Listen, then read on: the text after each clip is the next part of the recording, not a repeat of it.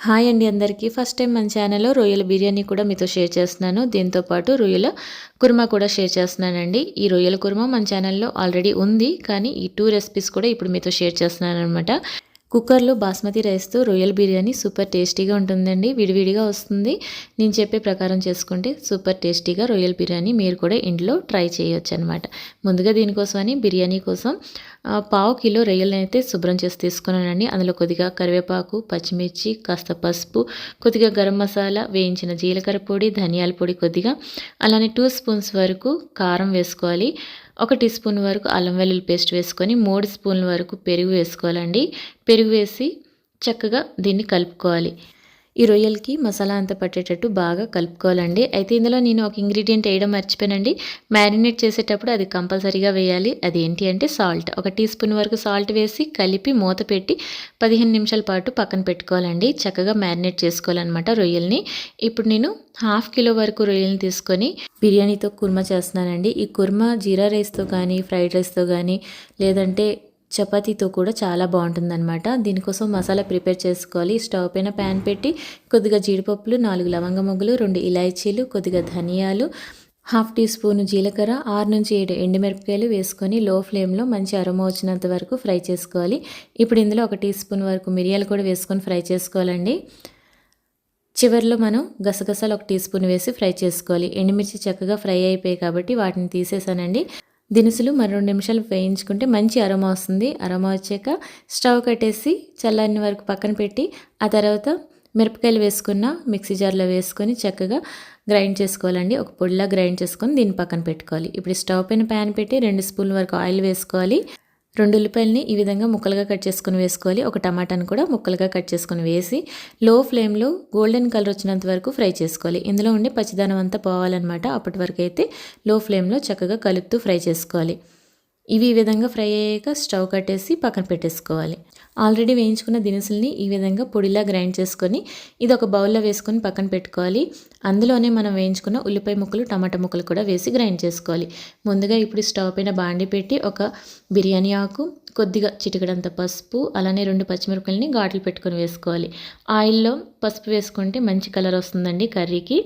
శుభ్రం చేసి పెట్టుకున్న రొయ్యలను కూడా ఇందులో యాడ్ చేసి లో ఫ్లేమ్లో చక్కగా కలుపుతూ ఫ్రై చేసుకోవాలి. ఇందులో రుచికి సరిపడా సాల్ట్ యాడ్ చేసుకోవాలి. రొయ్యలు ఉండే వాటర్ అంతా ఆవిరైనంత వరకు మనం చక్కగా మూత పెట్టి మగ్గించుకోవాలి. ఈ విధంగా రొయ్యలో వచ్చే వాటర్ అంతా ఇంకిపోవాలండి. ఇప్పుడు ఇందులో నేను 1 టీ స్పూన్ వరకు అల్లం వెల్లుల్లి పేస్టు, ముందుగా గ్రైండ్ చేసి పెట్టుకున్న ఉల్లిపాయ టమాటా పేస్ట్ కూడా ఇందులో వేసుకోవాలి.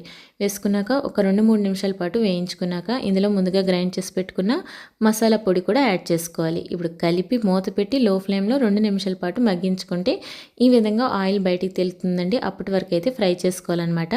ఇందులో ఇప్పుడు 1 గ్లాస్ వరకు వాటర్ యాడ్ చేసుకోవాలండి. మీకు గ్రేవీ థిక్గా కావాలంటే కాస్త వాటర్ తక్కువగా వేయండి.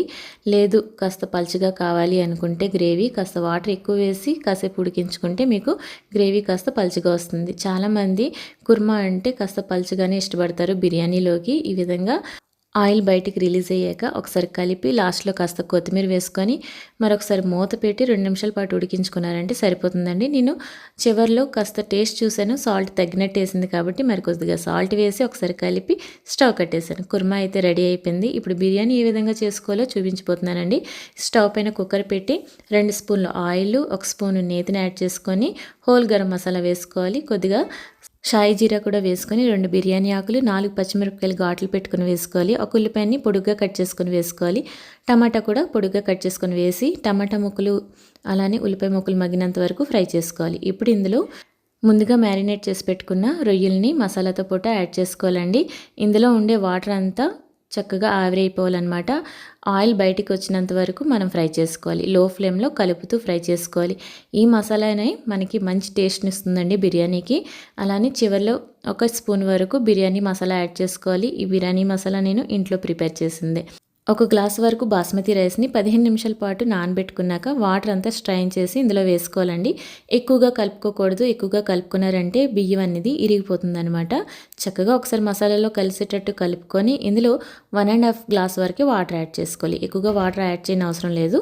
1½ గ్లాస్ వాటర్ యాడ్ చేసుకోవాలి. 1 గ్లాస్ రైస్కి 1½ గ్లాస్ వాటర్ యాడ్ చేసుకొని వాటర్ కాస్త బాయిల్ వచ్చాక ఇందులో మనం కొత్తిమీర వేసుకోవాలి, రుచికి సరిపడా సాల్ట్ కూడా యాడ్ చేసుకోవాలి. ఆల్రెడీ నేను రొయ్యల మసాలాలో సాల్ట్ యాడ్ చేశాను కదా, సరిపోలేదు. అందుకని మరి కాస్త సాల్ట్ వేసి ఒకసారి కలిపి మూత పెట్టి జస్ట్ 2 విజిల్స్ వచ్చే వరకు దీన్ని కుక్ చేసుకుంటే సరిపోతుందనమాట. 2 విజిల్స్ వచ్చాక స్టవ్ కట్టేసి 15 మినిట్స్ పాటు పక్కన పెట్టి ఆ తర్వాత లిడ్ని ఓపెన్ చేయాలి. ఓపెన్ చేశాక చూసారు కదా బాస్మతి రైస్ ఏ విధంగా మనకి కుక్ అయ్యిందో. కుక్కర్లో కూడా చక్కగా మనం కుక్కర్లో కూడా ఇలా బిర్యానీ చేసుకుంటే బాస్మతి రైస్తో పొడి పొడిలాడుతూ వస్తుందండి.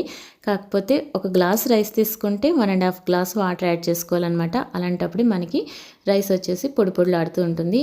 రొయ్యల కుర్మాతో రొయ్యల బిర్యానీ అయితే సూపర్ టేస్టీగా ఉందండి. మీరు కూడా ఇంట్లో ట్రై చేయండి. మీకు ఎలా కుదిరిందో కామెంట్ బాక్స్లో నాతో షేర్ చేసుకోండి. ఇంకో రెసిపీతో మళ్ళీ కలుద్దాం. Thank you for watching.